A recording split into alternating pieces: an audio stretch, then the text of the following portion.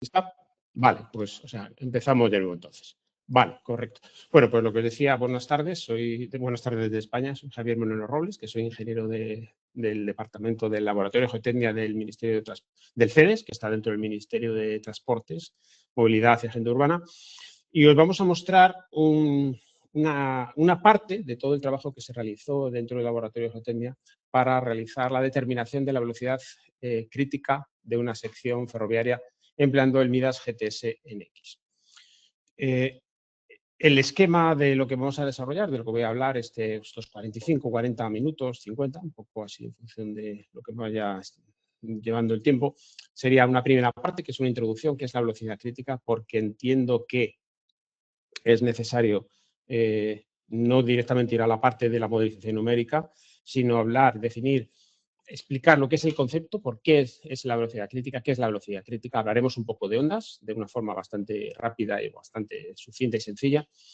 Y luego ya empezaremos a hablar de lo que es el modelo, lo que se realizó. Bueno, pues vamos a hablar de la geometría general del modelo, qué detalles, centrándonos en algún detalle de modelización en concreto, qué condiciones de borde se impusieron, qué es un modelo constitutivo. Más que hablar del modelo constitutivo que empleamos, vamos a hablar primeramente una definición de lo que es qué es un modelo constitutivo, cuál es la importancia de elegir el modelo constitutivo y el amortiguamiento que se emplearon en los cálculos, qué tipos de amortiguamiento se podían haber empleado y cuál se empleó y por qué motivo. ¿Cómo aplicamos las cargas móviles? Porque estamos hablando de trenes que pasan a una cierta velocidad sobre una vía, entonces es fundamental saber aplicar razonablemente bien las cargas móviles y luego qué resultados obtuvimos. Y vamos a hablar como una especie de bonus track, que a mí siempre me gusta hablar de esto, integrar lo que es los resultados dentro de lo que es un problema de la física y de la ingeniería en general, otras posibles velocidades especiales que nos podemos encontrar y unas consideraciones finales. Pues bien, como os digo, esto que os voy a mostrar yo, fui parte de un grupo multidisciplinar que surgió por una necesidad que nos planteó un trabajo, una empresa española, una empresa constructora española y una ingeniería española, que habían ganado un concurso para hacer una obra en California. Entonces, la autoridad de California le surgió la duda de si las velocidades de circulación de los trenes podrían estar sometidos a una velocidad crítica, podía estar afectado. ¿Cuál era la velocidad crítica? Y veremos luego lo que es la velocidad crítica. Entonces, con un grupo de compañeros del laboratorio de geotecnia, entonces diseñamos una línea de actuación que era, por un lado, ensayos de laboratorio, pero sobre todo lo que vamos a hacer aquí es la parte de modelización numérica y la parte de modelización matemática.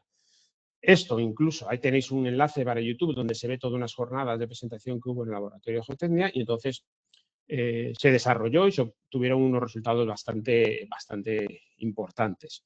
Y la parte más matemática, menos numérica, más matemática, está desarrollada en los proceedings, en ese artículo que se presentó en el 2020, que tenéis ahí la referencia. Vale, ya os digo que os voy a presentar, yo soy miembro de ese grupo y os voy a presentar la parte más de modelización numérica, no analítica matemática, ¿vale?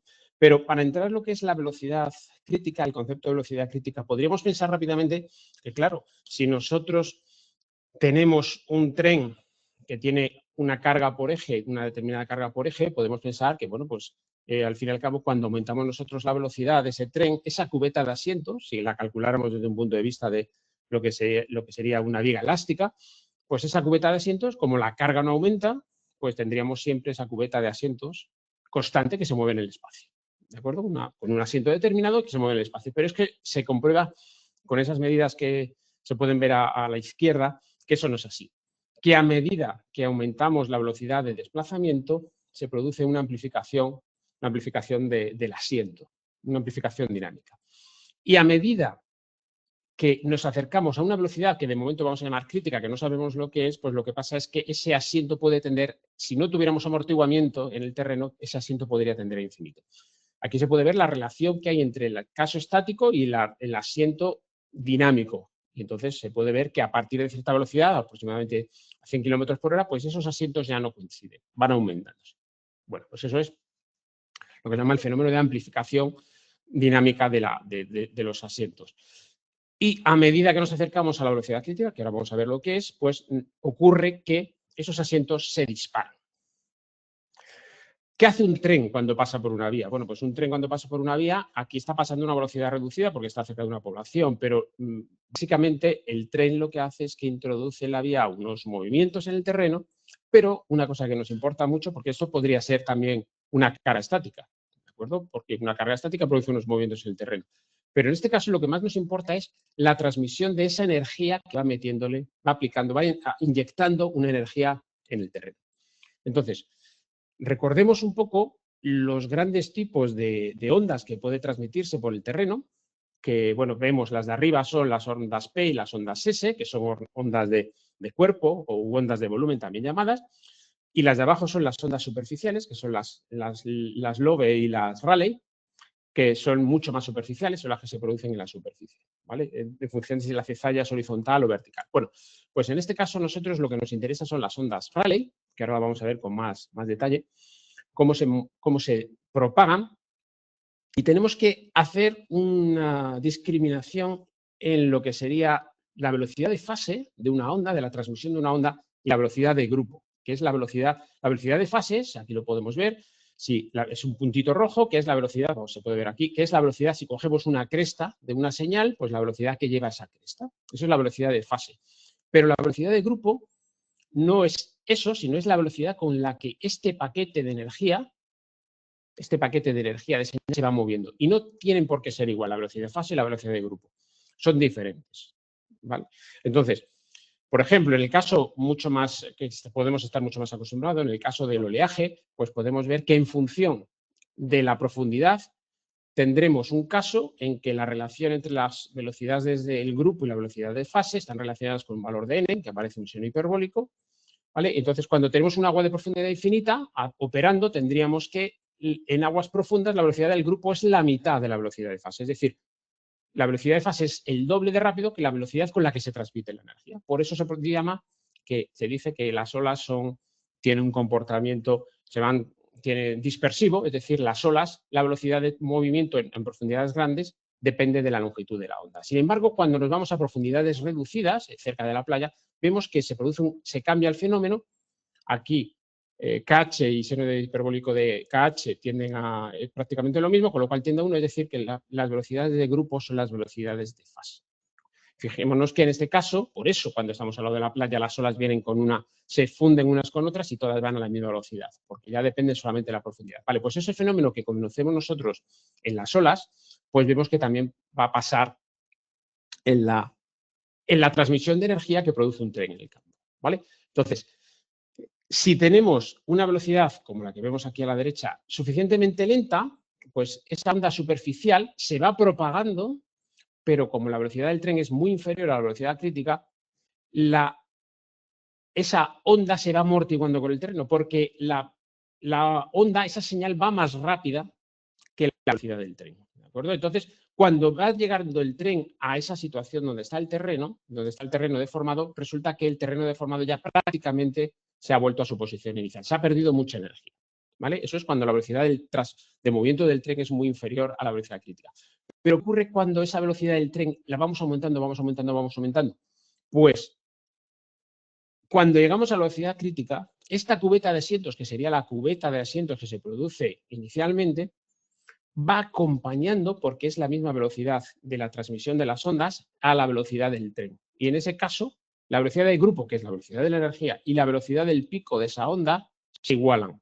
Y se igualan también a la velocidad del tren, que en este caso es la velocidad crítica. Es decir, esa cubeta azul, que es la inicial, va aumentando de tamaño, por eso es el efecto de amplificación, porque no consigue dejar a la onda de energía por detrás. Porque la onda de energía tiene la misma velocidad que la onda que va produciendo el tren y es la misma velocidad que el tren, ¿de acuerdo? Entonces, por eso va inyectándose energía y esa cubeta inicial de asientos va aumentando, que es lo que vimos en la gráfica inicial. Vale, y podríamos pensar, ¿y por qué no esa inyección de energía, por qué no lleva a una cubeta infinita? Bueno, pues no lleva a una cubeta infinita porque llega un momento en que la física del problema hay un amortiguamiento, que la energía que va inyectando es la misma energía que se va disipando por el amortiguamiento. Entonces llega un momento en que se estabiliza, ¿vale? Entonces, pues vemos que es un fenómeno claramente que tiene que ver con el concepto dinámico y se puede producir a cualquier tipo de velocidad, la amplificación de la señal, pero en el caso de tener velocidades, digamos, superiores, cercanas a la de Rayleigh, pues entonces tendríamos el fenómeno de la velocidad crítica. Esto sería el efecto en función.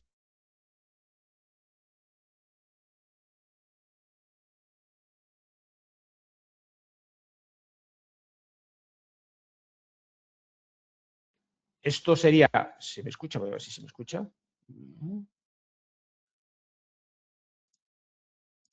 Sí, se me escucha. Vale. Esto sería el efecto en función de la deflexión en caso estático, en función del amortiguamiento, y vemos que para amortiguamientos cero esa energía se iría acumulando de forma infinita, con lo cual el asiento sería infinito. Bueno, estas son medidas reales de 3 casos famosos, y el más famoso es el de Lesgar, donde se produjeron unos asientos absolutamente incompatibles con la circulación en seguridad de la vía ferroviaria. Bueno, si pasamos esto a un punto de vista analítico, que era la otra parte del grupo que estaba desarrollando esta analítica matemática con el profesor Kausel del MIT, bueno, pues se puede ver que si hacemos un estudio de lo que son las curvas de dispersión modales, por un ensayo, estos son unos conceptos matemáticos, pues se puede ver que si tomamos el mínimo de todos los mínimos locales, pues podríamos asignar, y en ese artículo se demuestra que ese mínimo de los mínimos locales corresponde a la velocidad crítica para esa sección ferroviaria. Y si se hace en campo, si se hace con un análisis espectral de ondas superficiales, se puede obtener que ese valor sensiblemente coincide con el valor que se obtiene con la formulación analítica que se propone en ese artículo. Bueno, visto lo cual, y ya entendiendo que se ha definido con suficiente precisión el tema de la velocidad crítica, vamos a pasar a lo que sería cómo se realizó esta modelización. Debo decirlo primero que se hizo una prueba que se llama doble ciego, es decir, mientras que el grupo analítico iba por un lado, la parte de modelización numérica íbamos por otro, y no sabíamos los resultados que nos tenían que dar, porque yo creo que eso era lo correcto, ¿vale? Entonces, no sabía cuánto tenía que dar para esta sección que se me planteó, con unas propiedades del material que se me planteó. Bueno, pues no sabía cuál sería la velocidad crítica que tenía que dar. Entonces, este es el modelo que se realizó. Es un modelo con esas dimensiones, 69 metros de longitud, 13,8 de espesor del terreno y, bueno, esa geometría. Se puede ver que modelicé el relleno, la vía y el terreno natural, y con una matización que en el caso de se introdujo solo una vía porque se quería no obtener movimientos, digamos, de dos trenes yendo en paralelo, que sería si hubiéramos metido con simetría. No queríamos hacer eso. Esta es la geometría. No aplicamos simetría, no se podía, porque si no sería el efecto de dos trenes yendo en paralelo. Y como no íbamos a aplicar dos trenes, sino solo uno, pues me permití el lujo de simplificar la malla y hacerla más fina en la parte donde va la carga de los trenes y hacerla más gruesa en la parte de donde no iba a ir los trenes. Otro, digamos, simplificación es que las traviesas están apoyadas directamente en la capa de balasto, porque yo lo que no quería era introducir elementos de interfaz. Realmente el balasto, que es donde se apoyan las traviesas, normalmente envuelve los laterales de las paredes verticales de esas traviesas, pero eso, si lo hago, me obliga, para evitar tracciones en el balasto, me obliga a emplear elementos de interfaz, que me introduce un concepto de no linealidad de la resolución matemática muy fuerte, con lo cual eso no queríamos hacerlo porque me retrasaba muchísimo los cálculos, y ya digo que tenía que hacer, como vamos a ver ahora, una batería de cálculos con distintas velocidades de paso de los trenes. ¿De acuerdo? Entonces, para evitar eso, haciendo pruebas con y sin en casos más sencillos, pues vimos que la diferencia era prácticamente despreciable. El carril. Bueno, pues cuando se va a modelizar el carril, lo primero que te pide la intención es hacer una modelización. Tenemos la geometría con mucho detalle, pues podemos hacer una modelización volumétrica, tridimensional, con elementos volumétricos. Bueno, pues eso no tiene sentido porque no buscamos eso. Y eso se nos dispara el tiempo de cálculo porque se nos va a una malla extraordinariamente pesada. Entonces, lo que se decidió fue transformar las propiedades deformacionales frente a flexión y frente a axil, con una opción que tiene el programa, que es introducir un elemento lineal, que sería un elemento tipo viga. Y esto que veis aquí en rosa es una simulación que tiene el software, pero que realmente no es así, porque es un elemento viga, pues con sus propiedades digamos, deformacionales axiales y a flexión, ¿vale? Y es lo que se empleó. Es una opción que tiene el software. En cuanto a la traviesa, bueno, pues la traviesa, esta es la traviesa originaria que había que haber modelizado.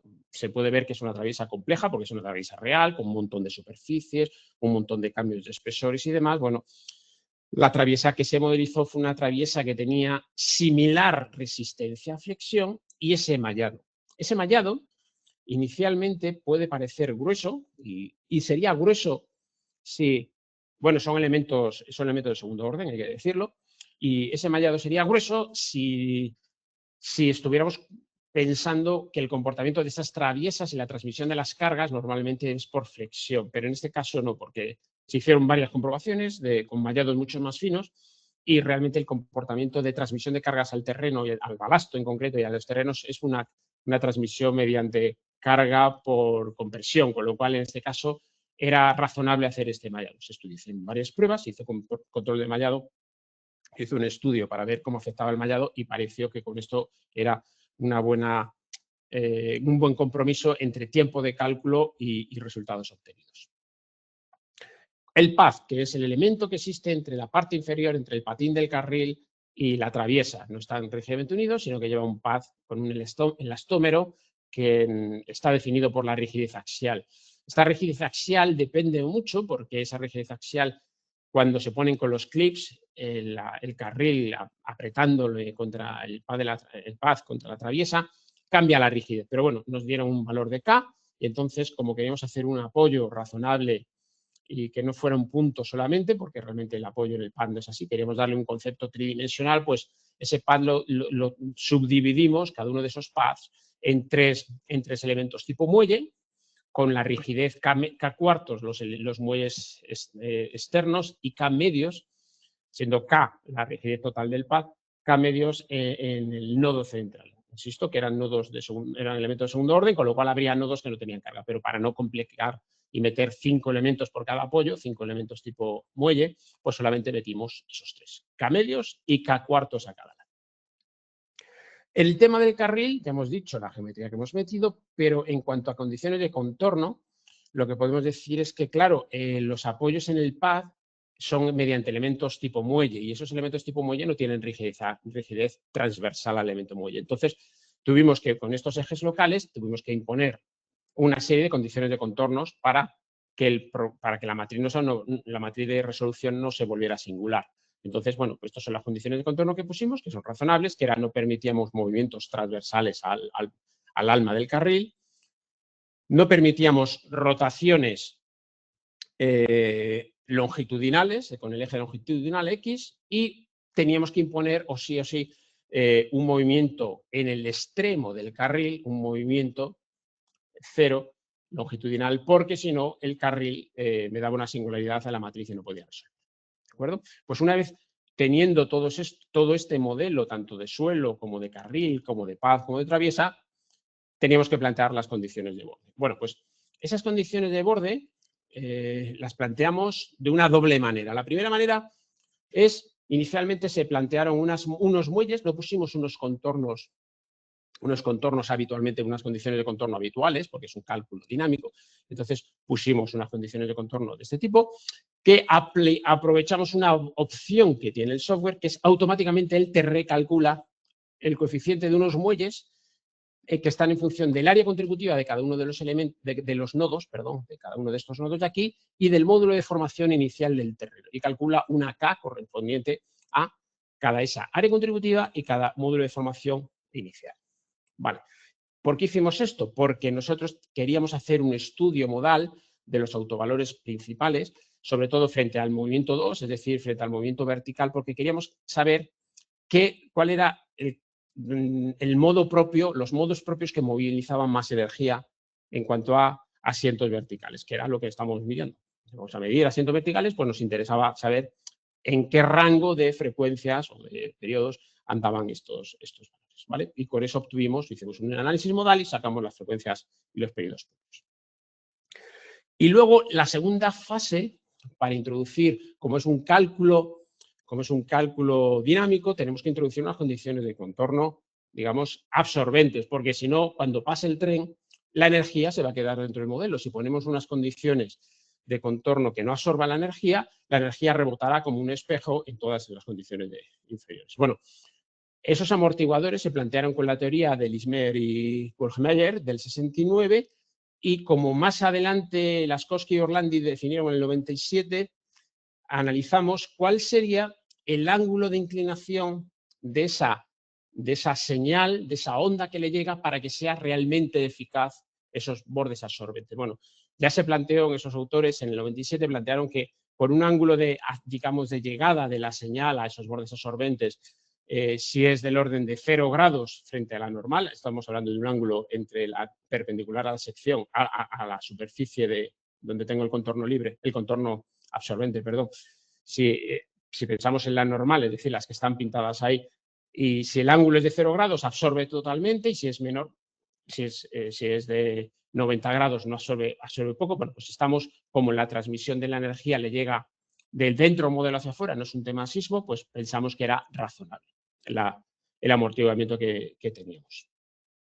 Y ya que hablamos de amortiguamiento, vamos a pasar a lo que es qué modelo constitutivo y qué amortiguamiento empleamos. Y después de muchos años tratando con gente que hace modelización numérica y después de haber hecho muchas veces esta pregunta, a mí me gusta siempre que doy alguna ponencia, o alguna conferencia, o alguna charla, o alguna clase, me gusta explicar el concepto de modelo constitutivo como vi que explicaba en uno de sus cursos Alejo Esfriso. Entonces, eso es el concepto de cadena y me gusta siempre explicarlo con el siguiente ejemplo. Imaginemos porque cuando a muchos técnicos que llevan años modelizando, cuando yo les pregunto exactamente qué es el modelo constitutivo, a veces tienen dudas y a veces me dicen cosas que no son reales, ¿no? Entonces, a mí me gusta siempre explicarlo de la siguiente manera. Vamos a pensar que es una cadena. Nosotros vamos a resolver con nuestro modelo constitutivo, con nuestra ecuación, con nuestro programa de elementos finitos, en este caso vidas, vamos a resolver que un sistema de ecuaciones que es fuerza igual a K, una matriz de rigidez, que calculable el software de alguna manera, por D, los desplazamientos. Fuerzas es igual a una cierta matriz por unos desplazamientos. Entonces, nosotros, para pasar de fuerzas a tensiones, directamente no necesitamos nada, simplemente aplicamos unas ecuaciones de equilibrio y si en ese pilar que tenemos ahí le pensamos que están aplicándole esa carga vertical son 100 kilonewtons, por ejemplo, y el área son 0,2 metros cuadrados, yo no sé de qué está hecho ese material, yo no sé si es de goma, es de plástico o es de madera, pero yo sé que la tensión, es decir, hemos pasado de fuerza a tensión, con unas ecuaciones de equilibrio muy sencillas hemos pasado y sabemos que es 100 partido en esta sección, entre 0,2, 500 kilopascales. Vale. Hemos pasado de fuerzas a tensiones. Por otro lado, también podemos hacer un cálculo muy sencillo, que es pasar de deformaciones a desplazamientos o de desplazamientos a deformaciones. Es decir, si yo ese mismo...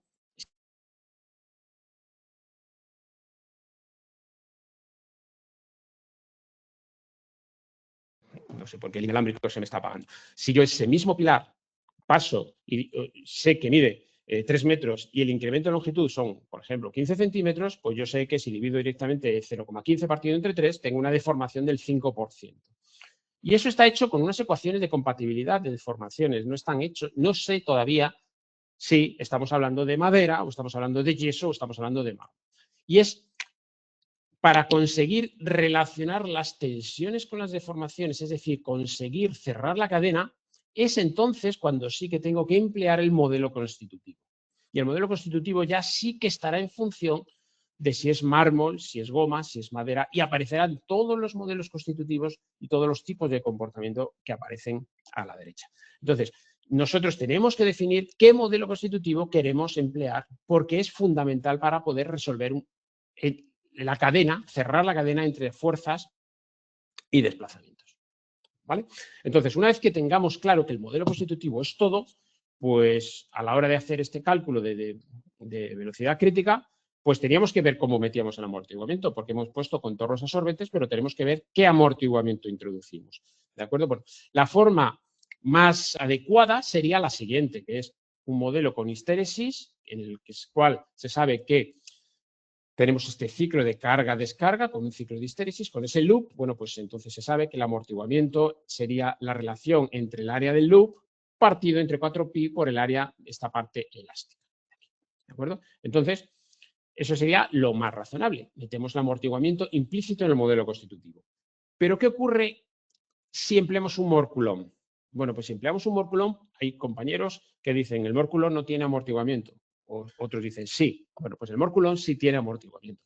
¿Vale? Si hacemos el mismo ciclo de carga-descarga de Moore Coulomb, subiríamos por una rama de comportamiento elástico. A partir de una deformación máxima tendríamos deformación cero a la tensión máxima, y cuando cerráramos el ciclo tendríamos este ciclo de histéresis. ¿Vale? Ese ciclo de histéresis es un ciclo muy burdo, muy vasto. En vez de tener este ciclo totalmente, digamos, más tipo comportamiento de suelo, tendríamos un ciclo mucho más artificial.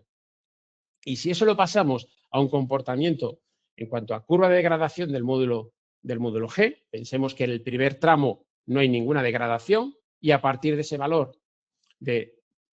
digamos, de deformación, de plastificación, tendríamos esta pendiente, se va tumbando cada vez más, es decir, va variando el módulo de la deformación de corte secante. Tendríamos estas curvas que no tienen mucho que ver con los valores que medimos en los suelos. Y en cuanto a amortiguamiento, cuando llegamos al punto donde la gamma partido gamma máxima supera el valor de 1, es decir, estamos en plastificación, este ciclo de histéresis se va haciendo una forma muy rara, pero se va aumentando el área, con lo cual tendríamos una deformación, un amortiguamiento, porque tendríamos ese área del ciclo de corte. Vale. Dicho lo cual, lo que observamos en la naturaleza es esto que se ve aquí. Tenemos unas curvas de degradación del módulo de corte de los materiales mucho más normales, mucho más habituales, y un aumento del módulo de amortiguamiento que tenemos aquí. ¿Vale? Y con estos modelos de comportamiento que pueden ser mucho más habituales y que el código, muchos códigos, Midas lo tiene, el Rambler-Osgood, el Harding-Drevich, el hardening en pequeñas deformaciones, no el hardening soil, sino tiene que ser el de pequeñas deformaciones, pues tendríamos curvas que podríamos aproximar a estos comportamientos mucho más reales, que realmente podemos reproducir comportamientos tipo histeréticos, y a medida que aumentamos la tau, pues va aumentando este área y por lo tanto vamos aumentando los amortiguamientos. Vale. ¿Qué se hizo en nuestro modelo? En nuestro modelo empleamos un modelo Moore Coulomb, pero en un rango elástico, con lo cual no teníamos amortiguamiento, porque las cargas que mete un tren no produce rotura del terreno, con lo cual íbamos a tener un modelo sin amortiguamiento Moore Coulombiano, con lo cual le tuvimos que introducir un amortiguamiento Rayleigh. Este amortiguamiento Rayleigh procede del mundo estructural, es un amortiguamiento matemáticamente mucho más sencillo de introducir, no introduce comportamientos no lineales, tiene una parte correspondiente a masa y una parte correspondiente a la rigidez. ¿Vale? ¿Y por qué se hizo esto?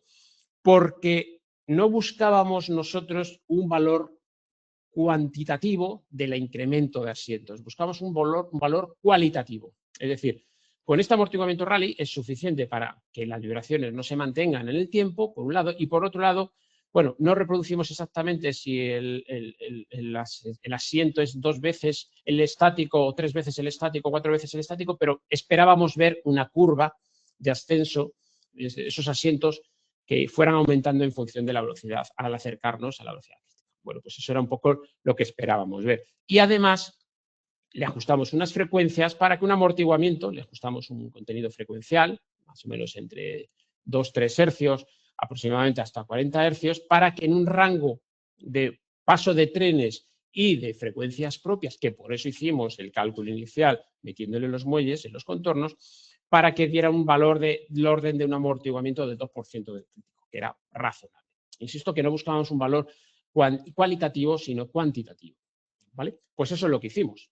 Bueno, pues ahora tenemos el modelo, tenemos las propiedades, tenemos el amortiguamiento, y ahora un paso muy importante es cómo aplicamos las cargas móviles. Bueno, esto es un caso, como hemos dicho, típicamente de aplicación de temas móviles, de cargas que se mueven, ¿vale? En el laboratorio de geotecnia, en el CEDEX, tenemos un encajón, que llamamos el cajón de ensayo ferroviario, que es una instalación, una facility, en la cual reproducimos el paso de los trenes en una sección a escala real, una sección ferroviaria, reproducimos el paso de los trenes a alta velocidad con una serie de actuadores que no se mueven, sino que lo que hacemos es introducimos unas cargas fijas en el espacio, pero variables en el tiempo. Y entonces ahora pues, se puede ver que tenemos 3 posiciones, se llaman los actuadores A, B y C, y en cada una de las posiciones tenemos dos actuadores. Podríamos introducir cargas diferentes, pero en este caso actualmente, me comentaba un compañero, se introduce exactamente la misma carga. Vale. Esto se hace así para reproducir el paso de una carga móvil.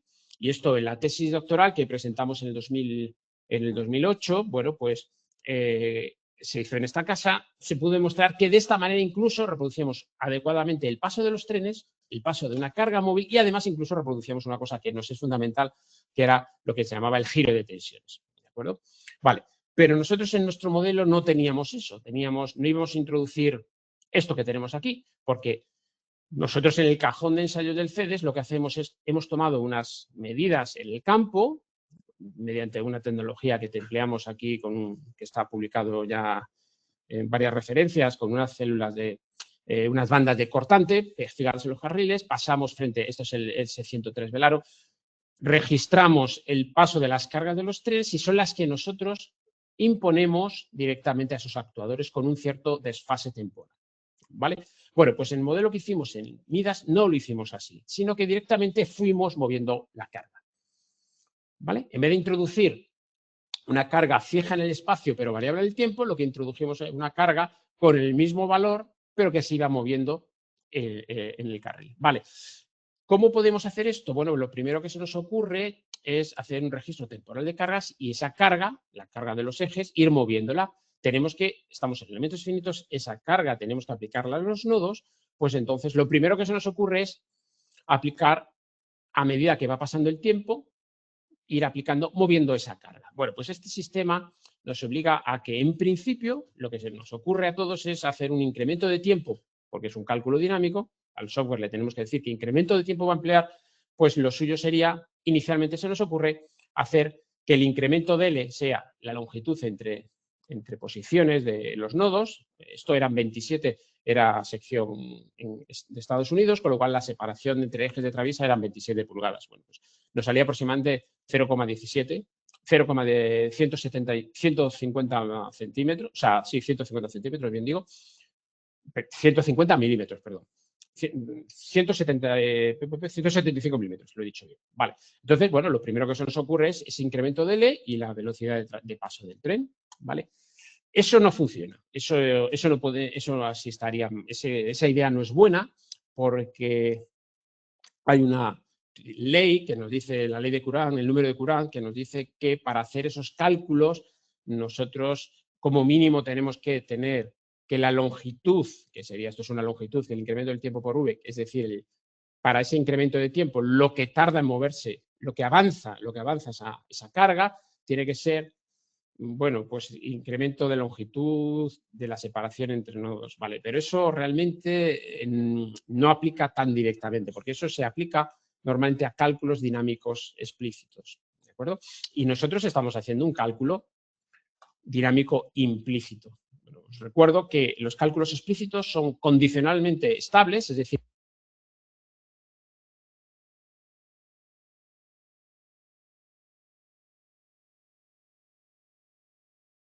un incremento de tiempo pequeño para que no sea inestable, y los cálculos implícitos son incondicionalmente estables. Con cualquier incremento de carga de tiempo van a ser estables, ¿vale? Pero el que sea estable no quiere decir que sea preciso. Entonces, no podríamos hacer estos incrementos de tiempo, que fuera el incremento de longitud partido de la velocidad de paso del tren. Además, si quisiéramos usar esa ley, tendríamos que haber, porque hiciéramos un cálculo explícito, esa velocidad no tendría que ser la velocidad de paso de trenes, tendría que ser la velocidad de transmisión de las ondas de sonido por el carril, que estamos hablando de 5.000 y pico metros por segundo. Con lo cual nos íbamos a unos incrementos. Si tuviéramos que hacer unos cálculos explícitos, tendríamos que hacer incrementos de paso, por eso los cálculos explícitos tienen ese problema, diferencias finitas son cálculos explícitos, tenemos que hacer incrementos time step pequeñísimos, entonces nosotros no lo hicimos así. Nosotros planteamos esta opción. Además, que si hiciéramos eso, como teníamos estos ejes que tenemos que pasar, que tienen diferente separación, podríamos intentar, si lo hiciéramos con cálculo explícito, y le aplicáramos ese criterio, pues la primera carga podríamos ajustar un incremento de tiempo que la carga azul la fuera ajustando a las posiciones de los nodos, pero las otras cargas siguientes, como son separaciones diferentes, no encajarían. ¿Cómo lo hicimos? Bueno, vamos a imaginarnos que no vamos a aplicar, que la carga azul se va moviendo, pero yo la carga azul no es la que estoy aplicando en los nodos.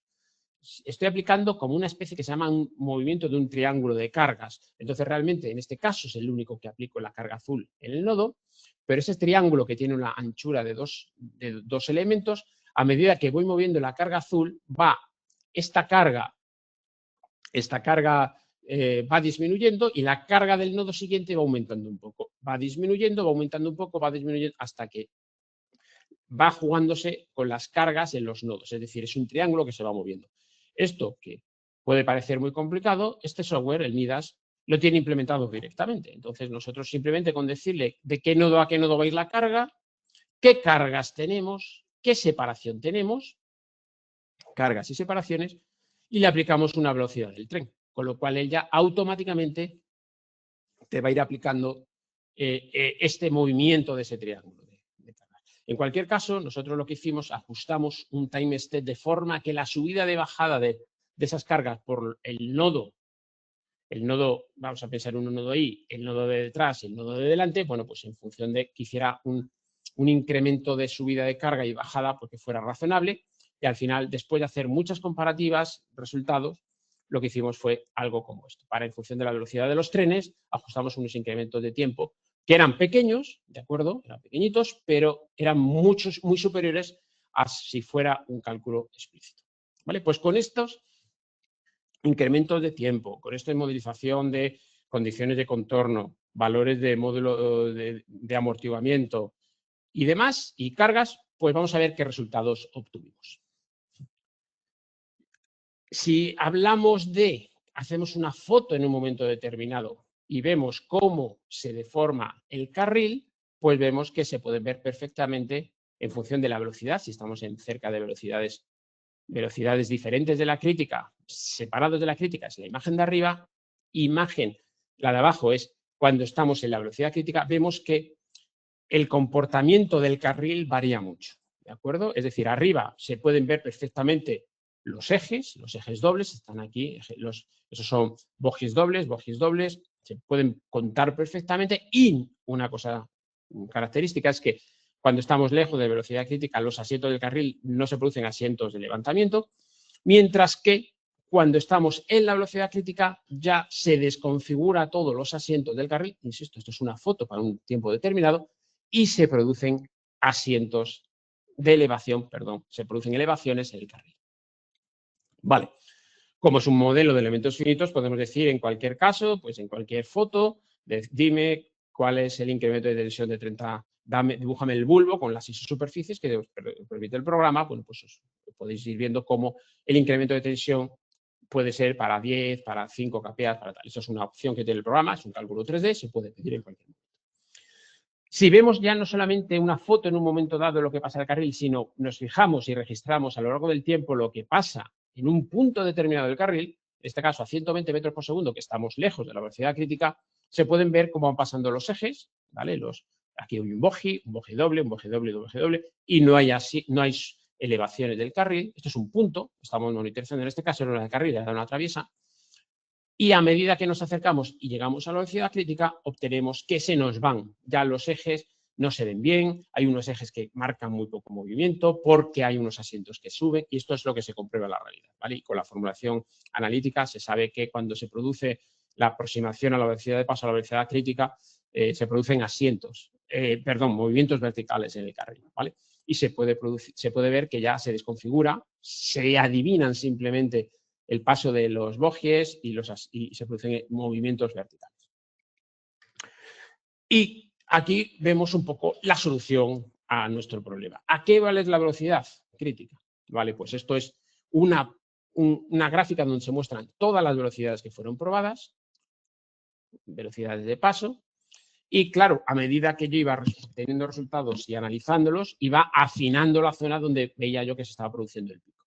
Insisto que esto se hizo test doble ciego, yo no sabía cuánto. Entonces, cuando lo compartimos con mis compañeros, pues estamos hablando del orden de 210 metros segundo. ¿Es correcto? Correcto. Es lo que da, ¿vale? Esto serían los resultados, el resumen de resultados. Esto es una gráfica para que se pueda ver, visto desde arriba, a una velocidad muy lejana a la velocidad crítica, cómo se produce cuando va pasando el tren. Esto serían las huellas de los movimientos, que es una huella son huellas independientes, no se juntan. Aumento la velocidad y se puede ver cómo cada uno de las cargas va como proyectando su huella de movimientos hacia atrás. Parece que está como dejándose la huella atrás. Se ve que es un fenómeno ya mucho menos simétrico. La cubeta se está deformando y cuando vamos a la velocidad crítica ya se ve que la interacción entre las cargas y las cubetas de asientos que vamos produciendo, por decir, lo que hablamos antes de la velocidad de grupo, esa velocidad con la que se mueve la energía, el grupo de energía, ya se mezcla y se producen unos efectos totalmente, digamos, diferentes. Se puede ver a simple vista que algo pasa en el carril. ¿Vale?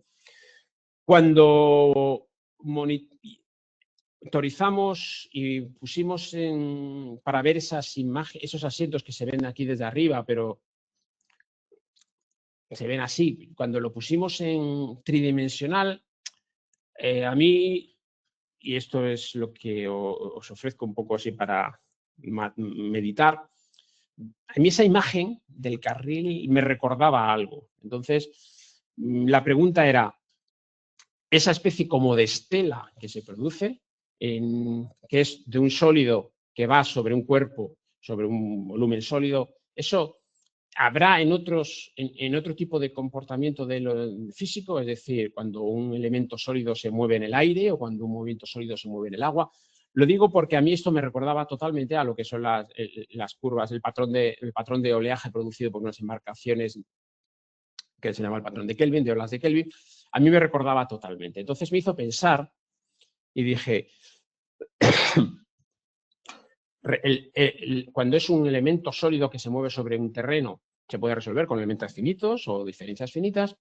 Cuando es con un elemento sólido sobre el agua, sobre un fluido, se puede resolver de alguna manera, se puede obtener, bueno, pues si lo hacemos sobre el agua, sabemos que un reactor, cuando pasa la velocidad Mach, la velocidad del sonido, produce un cono. Bueno, pues eso se puede calcular con la técnica computacional de un CFD, de los volúmenes finitos, y eso se obtiene y se puede calcular. Es un fluido, es el aire. Y la pregunta también es, ¿y en el agua se produce algún efecto? ¿Hay una velocidad especial? Esa es una de las cosas que teníamos en la cabeza. Y es, bueno, si pensamos que un buque cuando se desplaza es un punto de presión en la proa, se produce aquí un punto de presión, se produce un oleaje, el oleaje que hemos visto antes en las lanchas motoras. A medida que va aumentando la velocidad, ese patrón de olas va evolucionando. Se puede calcular ese patrón de olas con volúmenes finitos, se puede con código de paneles, que es un cálculo con un flujo potencial. Con conceptos de flujo potencial despreciamos las viscosidades y la compresibilidad de los materiales y demás. Y también incluso se puede responder con códigos de SPH, de hidrodinámica suavizada de partículas. Pero esto antiguamente ya se sabía que a medida que aumentamos la velocidad de un buque, se produce una cosa que se llama la velocidad del casco, en el cual esa ola producida es prácticamente la eslora del barco, con lo cual el barco lo que hace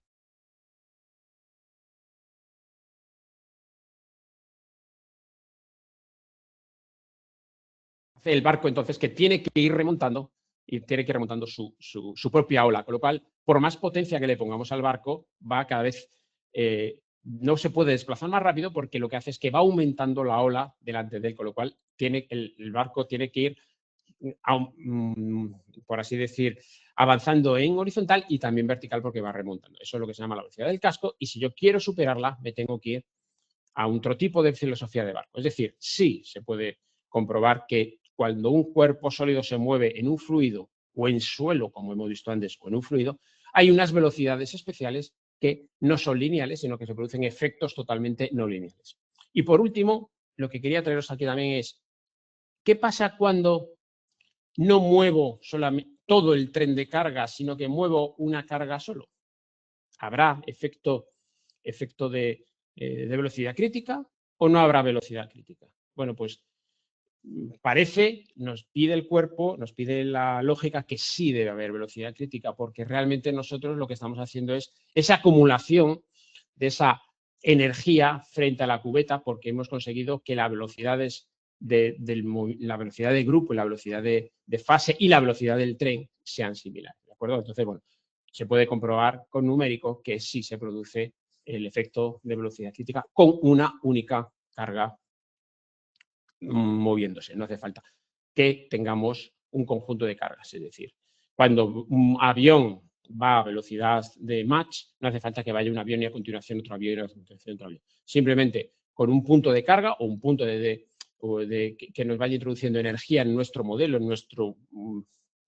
nuestro elemento físico, en este caso es el terreno, en el aire, en un avión es en el aire y en un barco es el océano, pues con introducir un punto de energético se puede producir a determinadas velocidades el fenómeno de la velocidad crítica.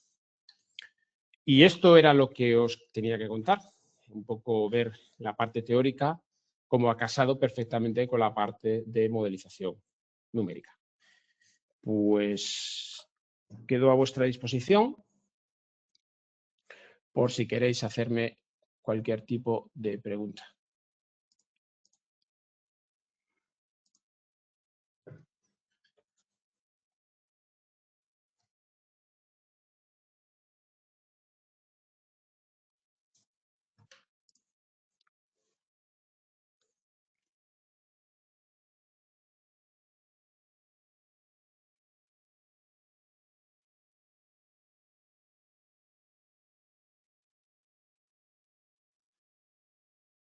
Parece ser que está todo o demasiado claro o demasiado poco claro. No hay opciones intermedias.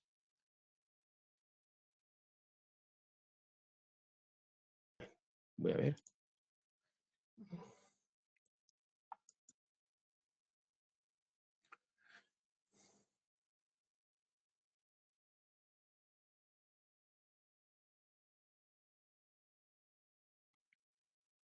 A ver las preguntas.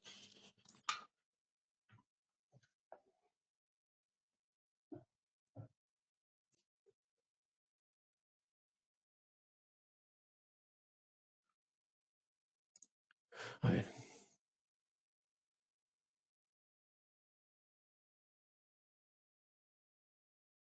A ver, me preguntan, esto ha sido para proyectos ferroviarios a nivel de apoyados cuando la vía va con un terraplén apoyado sobre el terreno.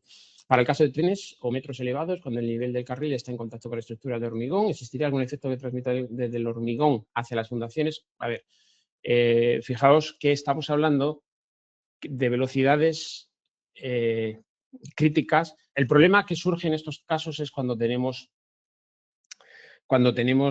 terrenos muy malos, ¿de acuerdo? Y de hecho la consulta que se hacía desde California era, a ver, este tramo de no sé cuántos kilómetros va a pasar por terrenos muy malos. ¿Hay que mejorarlos o no hay que mejorarlos? Porque si no hay que mejorarlos nos ahorramos una fortuna. Si hay que mejorarlos, pues entonces demostradme que sí, ¿de acuerdo? Entonces, estamos hablando de velocidades de terrenos que pueden estar muy por debajo de 300 metros por segundo de VS. ¿Vale? De VS, con lo cual V-Rally, pongamos que sea el 90% del VS aprox, ¿vale? Son velocidades de transmisión de ondas muy bajas, con lo cual en un tablero de un puente no estamos hablando de esas velocidades de onda, con lo cual que se transmita la acción serían vibraciones de otro tipo, sería un sistema, es decir, que el tren no pase a la frecuencia de vibración de la estructura y nada más que es eso, ¿vale? Pero que vaya, estamos hablando de otro rango de velocidad de transmisión de ondas, valores muy bajitos.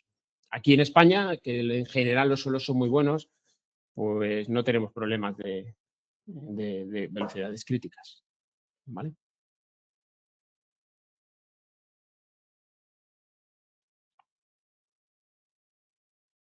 No sé si había alguna pregunta más.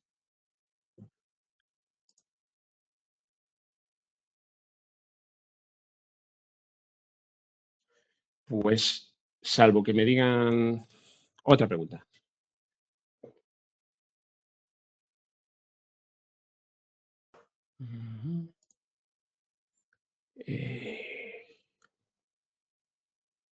No veo el de Perú. A ver. No. No. Me preguntan desde que si el modelo de velocidad que mostramos influiría la dirección del viento. En el concreto del terreno, no. No, porque además, no.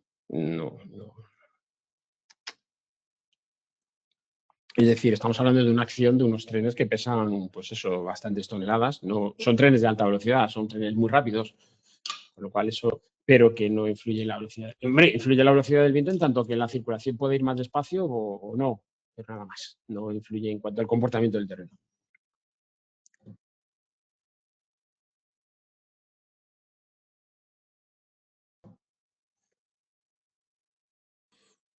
¿Alguna pregunta más? ¿Alguien se anima?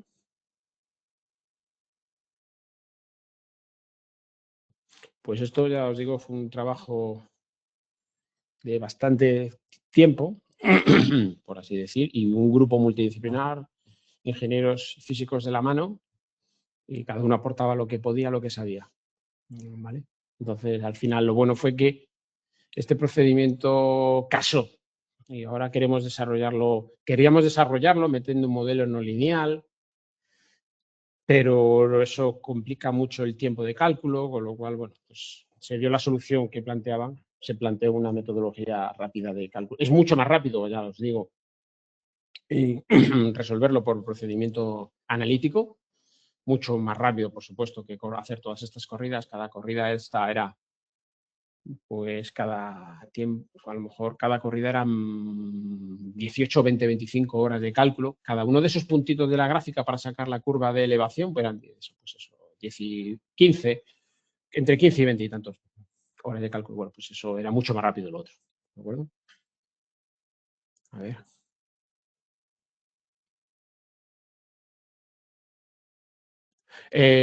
La velocidad de la me preguntan, ¿en qué orden de velocidad habéis calculado el efecto de la velocidad crítica de la carga única? Con los mismos, y da lo mismo.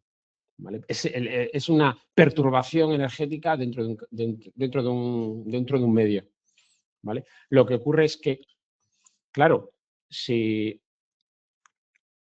cuando habéis visto la gráfica de cuando pasa todo el tren, todas se van generando digamos, una señal de grandes asientos a continuación de otra, a continuación de otra, cuando pasa todo el tren. Pero de la otra manera, el tren va produciendo los daños a la vía. Esto de la velocidad crítica influye en dos cosas, que no lo he dicho. Tanto en la parte de seguridad al tráfico, que es muy importante, es fundamental, como frente a mantenimiento de la vía. ¿De acuerdo? Si no estamos en velocidad crítica, sino que estamos, porque luego, o sea, no podemos como administradores el administrador de circulación ferroviaria no puede admitir que se vaya más o menos cerca de la velocidad crítica. No. Se tiene que aplicar un factor de seguridad, se calcula la velocidad crítica y sobre eso se aplica un factor de seguridad, como siempre, para alejarnos de esa velocidad crítica. ¿Y por qué es ese factor de seguridad? Por un lado, por alejarnos razonablemente estable con todas las incertidumbres del método. Sabéis que el factor de seguridad siempre es como un factor, lo llamamos de seguridad, pero le podemos llamar factor de desconocimiento. ¿Vale? Si supiéramos todo perfecto, no aplicaríamos factor de seguridad. Como no sabemos, tenemos muchas dudas, pues aplicamos factores de seguridad. Y por otro lado, porque ese factor de seguridad nos permite alejarnos de la velocidad peligrosa y nos asegura que el mantenimiento de la vía sea mucho menos caro, mucho menos, que tenga que ser con un periodo entre labores de mantenimiento superior. ¿Vale? Más preguntas.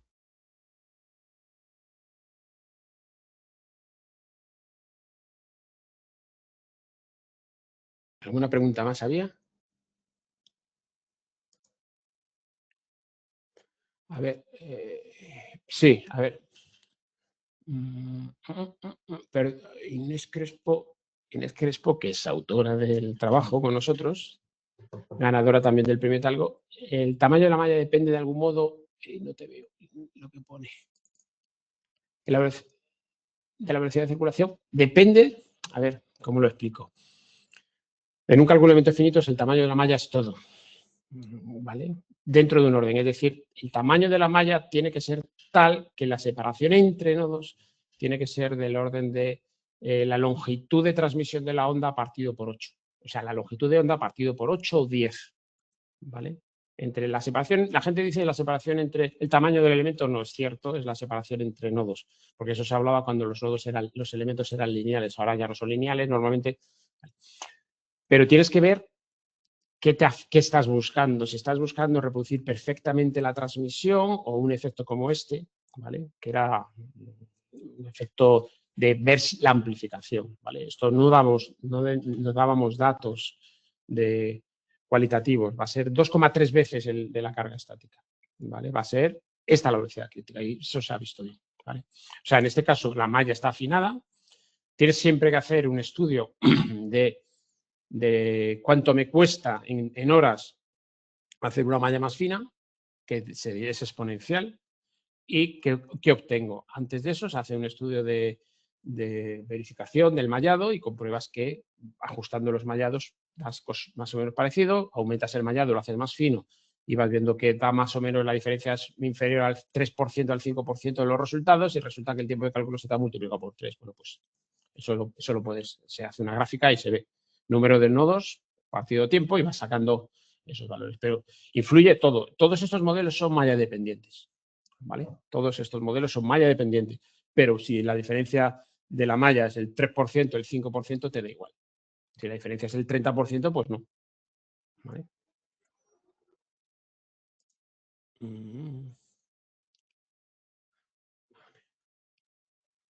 A ver, más dudas. A ver si puedo ver esto. Pues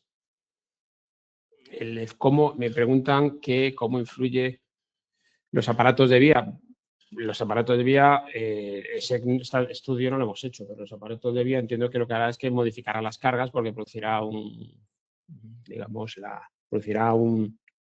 unas cargas locales en ese momento, ¿vale? Pero esas cargas, a ti lo que te influye más es la carga, digamos, permanente, ¿vale? No esos transitorios que se producen, ¿vale? Nosotros en el CEDES, en el cajón ferroviario, tenemos aparte de esos sistemas actuadores para introducir unas cargas de paso de los ejes o de los bogies, también tenemos para introducir todo lo que son cargas de muy pequeñas pero de muy alta frecuencia, tenemos unos vibradores asociados, ¿vale? Pero eso es porque estamos buscando degradaciones de balasto, no para velocidades críticas.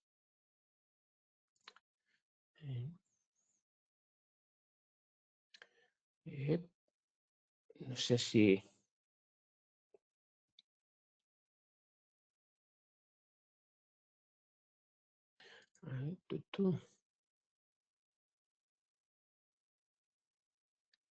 Vale. Aquí veo que me preguntan también que ahora sí implica tener que limitar la operación a velocidades menores a la crítica. Sí, obviamente, pero no un poco menores, sino hay un factor de seguridad que la normativa te obliga, o aumentar unos espesores de tratamiento para superar esa velocidad crítica, ¿vale? Es decir, si yo tengo una velocidad crítica de 250 metros por segundo o 300 metros por segundo y yo mis trenes quiero que pasen a 100, a 200 y quiero separar más la velocidad crítica con un tratamiento del terreno, entonces, ¿qué puedes hacer? Pues, ¿qué espesores? Pues tienes que crear una losa suficiente para que reparta las cargas y cambiemos la VSUS en la parte del bulbo de afección.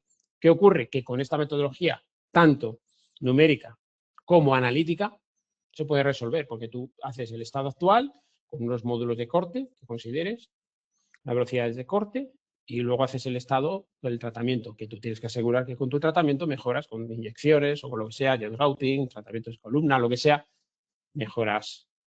¿Cuánto mejoras digamos, la velocidad S del terreno? Pues eso lo metes en la modelización, tanto en numérico como en analítico, y te da que la velocidad en vez de ser ahora 300 metros segundo, pues a lo mejor ha pasado a 350. ¿Vale? Tienes tú que jugar con esos. Y tienes que ajustar con el parámetro, el cuarto parámetro, que es el dinero, pues cuánto te cuesta cada tratamiento, bajar más o bajar menos, ¿vale? Pero tiene que ser espesores de forma que el bulbo de afección de esta señal se introduzca básicamente, afecte básicamente ese espesor de material tratado. ¿Vale? No sé si desde Midas me podéis decir si hay alguna más así por contestar o si no las restantes las pasamos por correo electrónico o algo así.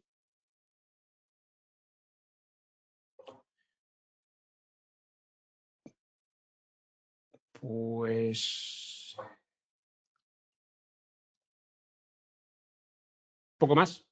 Pues muchas gracias a todos y me imagino que esto se colgará luego en YouTube, me dijeron. Así que si ha habido, no sé si ha habido algún corte de audio, pues bueno, lo damos ya por terminado y muchas gracias a todos por vuestra atención. Muchas gracias.